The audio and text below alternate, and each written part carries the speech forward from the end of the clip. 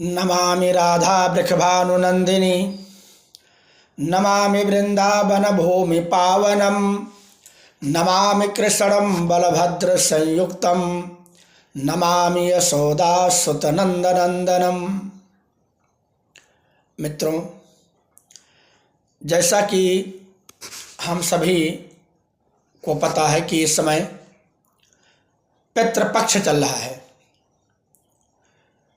इस पितृपक्ष में बहुत से लोग गया धाम में जाकर अपने पूर्वजों का उद्धार करने हेतु पिंडदान करते हैं और कुछ लोग किसी तीर्थ में या अपने घर पर रहकर श्रीमद् भागवत महापुराण का पाठ करवाते हैं, जिससे पूर्वजों की आत्माओं को शांति मिले और उनका मोक्ष हो सके। इन सबके बीच में आज हम चर्चा करेंगे कि कौओं को भी भोजन करवाना आवश्यक होता है। इसके पीछे भी एक पौराणिक कथा जुड़ी हुई है, जो कि इस प्रकार है। इंद्र के पुत्र जयंत ने सबसे पहले कौवे का रूप धारण किया था। यह कथा त्रेता युग की है, जब भगवान श्री राम ने अवतार लिया और जयंत ने कौवे का रूप धारण कर माता सीता के पैर में चोंच मारा था। तब भगवान श्री राम ने तिनके का बाण चलाकर जयंत की आंख को फोड़ दिया था। जब उसने अपने किए की माफी मांगी, तब राम ने उसे यह वरदान दिया कि तुम्हें अर्पित किया भोजन पितरों को मिलेगा। तभी से श्राद्ध में कौओं को भोजन कराने की परंपरा चली आ रही है। यही कारण है कि श्राद्ध पक्ष में कौओं को ही पहले भोजन कराया जाता है। इसी कारण कौवे को ना तो मारा जाता और ना ही किसी भी रूप में सताया जाता है। यदि कोई व्यक्ति ऐसा करता है तो उसे पितरों के श्राप के साथ साथ अन्य देवी देवताओं के क्रोध का भी सामना करना पड़ता है और उन्हें जीवन में कभी भी किसी भी प्रकार की कोई सुख और शांति प्राप्त नहीं होती है। इसके साथ पितृपक्ष के समय पंच बलि जरूर देना चाहिए। चींटी, गाय, कौवा, कुत्ता, देवादि बलि एक जरूर करनी चाहिए। कौवे से जुड़े शकुन और अपशकुन का भी एक रहस्य मैं आप लोगों को बता रहा हूं। प्राचीन समय के ऋषियों मुनियों ने अपने शोध में बताया था कि प्रत्येक जानवर के विचित्र व्यवहार एवं हरकतों का कुछ ना कुछ प्रभाव अवश्य होता है।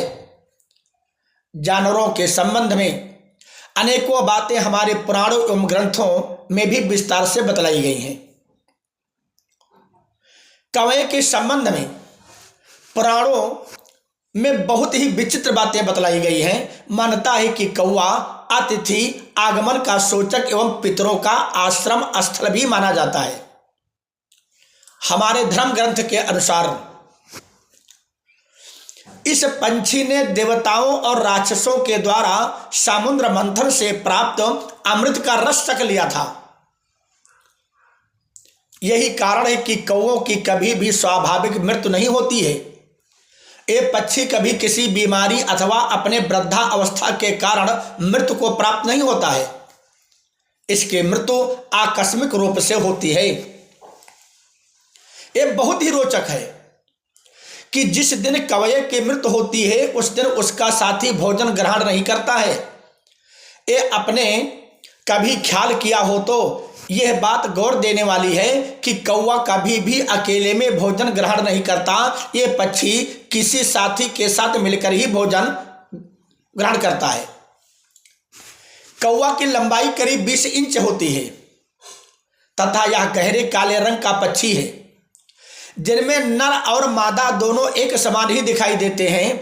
यह बगैर थके मीलों उड़ सकता है। कौवे के बारे में पुराण में बतलाया गया है कि किसी भविष्य में होने वाली घटनाओं का आभास पूर्व ही हो जाता है। श्राद्ध पक्ष में कौवे का बहुत ही अधिक माना गया है। इस पक्ष में यदि कोई भी व्यक्ति कौवा को भोजन कराता है तो यह भोजन कौवा के माध्यम से उसके पितर ग्रहण करते हैं। शास्त्रों में यह बात स्पष्ट बताई गई है कि कोई भी क्षमतावान आत्मा कौवे के शरीर में विचरण कर सकती है। कुंवार के महीने में 16 दिनों तक कौवा हर घर की छत का मेहमान बनता है। ये 16 दिन श्राद्ध पक्ष के दिन माने जाते हैं। कौवे एवं पीपल को पितृ प्रतीक माना जाता है। इन दिनों कौवे को खाना खिलाकर एवं पीपल की पानी पिलाकर पितरों को तृप्त किया जाता है। मित्रों, कौवे से जुड़े शकुन और अपशकुन के विषय में मैं कुछ चर्चा कर रहा हूं। यदि आप शनिदेव को प्रसन्न करना चाहते हो तो कौवा को भोजन कराना अवश्य चाहिए, ऐसा गरुड़ पुराण में बताया गया है। यदि आम के मुंडेर पर कोई कौवा बोले तो मेहमान अवश्य आते हैं। यदि कौवा घर की उत्तर दिशा से बोले तो समझे जल्द ही आप पर लक्ष्मी की कृपा होने वाली है। पश्चिम दिशा से बोले तो घर में मेहमान आते हैं। पूर्व में बोले तो शुभ समाचार आता है और दक्षिण दिशा से कौवा बोले तो बुरा समाचार प्राप्त होता है।